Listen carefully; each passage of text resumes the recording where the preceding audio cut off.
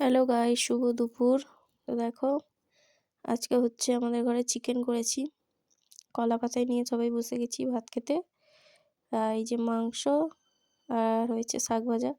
বেশি কিছু আমরা খেতে পারি না আর চাইও না, মাংস হয়েছে যেহেতু। ওই জন্য এক এক করে আমি সবাইকে দিয়ে দিচ্ছি। ওটা ছিল আমার ভাগনা। আর এখন ভাগনাকে দেওয়ার পর এই যে আমার ভাগ্নিকে দিয়ে দিচ্ছি।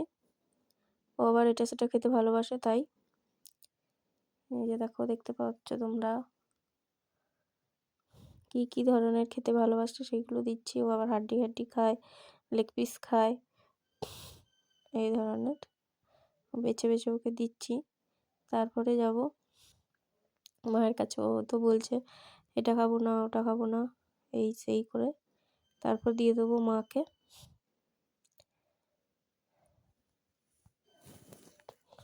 দেখো তোমরা, চিকেনটা দিয়ে দিচ্ছি ভালোভাবে সবাইকে। তারপরে আমি কিন্তু খেতে